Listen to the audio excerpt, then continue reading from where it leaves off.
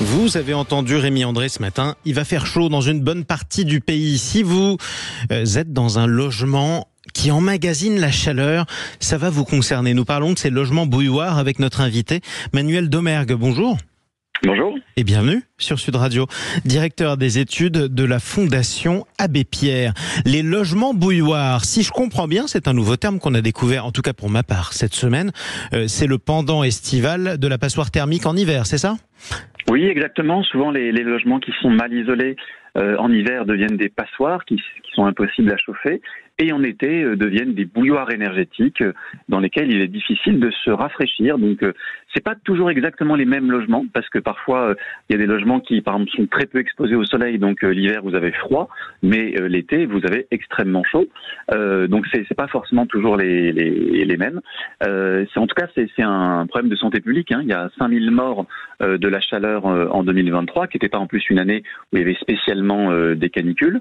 Donc on est un peu étonné à la Fondation Abbé Pierre qu'il y ait aussi peu de réactions de la part de l'État pour aider en fait les ménages à adapter leur logement aux vagues de chaleur qu'on connaît déjà et qu'on va connaître évidemment de plus en plus dans les années et les décennies qui viennent. Alors dans votre rapport, vous révélez que 55% des Français ont eu trop chaud chez eux pendant au moins 24 heures en 2023.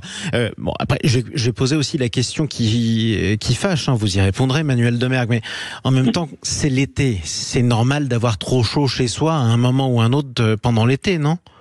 Oui, alors ça, c'est pas très surprenant de souffrir de la chaleur pendant l'été.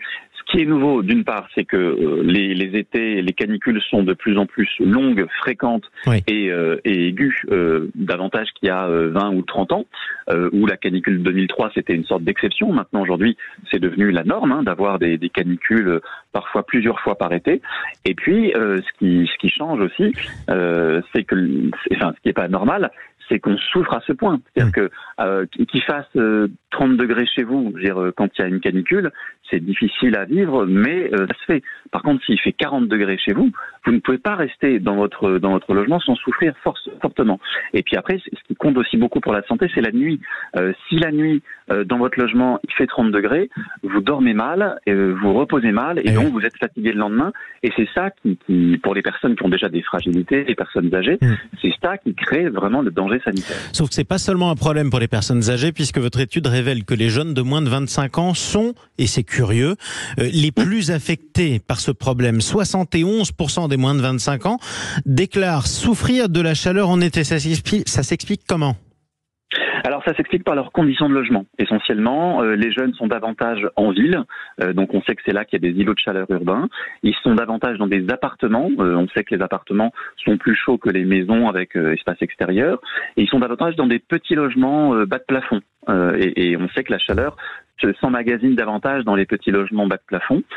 Par contre, donc ça explique qu'ils soient plus nombreux à souffrir de la chaleur. Par contre, ceux qui meurent de la chaleur sont en très grande majorité les personnes âgées. Évidemment. Parce qu'elles ont une composition biologique qui est plus fragile. Alors, dernière question. Vous dites, vous appelez les pouvoirs publics à faire un effort pour aider les Français à adapter leur logement aux vagues de chaleur qui vont s'aggraver d'ailleurs dans les années qui viennent avec le changement climatique. Question, on sait ce qu'il faut faire pour isoler son logement du froid l'hiver, mais qu'est-ce qu'il faut faire pour la chaleur ? Si je suis au dernier étage dans un appartement bas de plafond, je vais pas racheter l'étage du dessus pour agrandir mon logement. Effectivement. Alors déjà, isoler son logement pour l'hiver, ce sera aussi utile pour l'été. Donc ce grand chantier de la rénovation énergétique, il faut le continuer et ça aura des effets bénéfiques aussi en été. Après, il y a des solutions spécifiques pour rafraîchir son logement. Évidemment, la solution la plus simple, mais aussi la plus polluante, c'est d'installer une climatisation, surtout une climatisation de mauvaise qualité. Et nous, ce qu'on essaie de dire, c'est que parfois c'est nécessaire d'avoir une clim quand on n'a pas d'autres solutions, mais réservons cette solution quand même polluante aux situations, aux logements qu'on ne peut pas rafraîchir autrement. Comment on peut faire pour rafraîchir autrement ? Il faut déjà des protections solaires, il faut déjà des volets. C'est quand même incroyable qu'il y ait autant de logements en France qui n'ont pas de volets. Forcément, c'est impossible de rafraîchir un logement si on ne ferme pas les volets, si le soleil tape. Et puis après, on peut aussi, par exemple, végétaliser les cours d'immeubles. Ça, on sait que ça a des effets. Mettre des arbres un peu partout dans les rues pour faire des ombrages.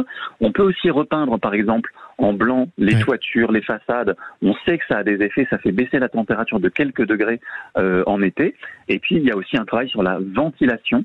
Avoir une bonne ventilation la nuit permet de rafraîchir le logement au moment où on s'endort. Faire des courants d'air, tout simplement, quand on a la chance de pouvoir en faire.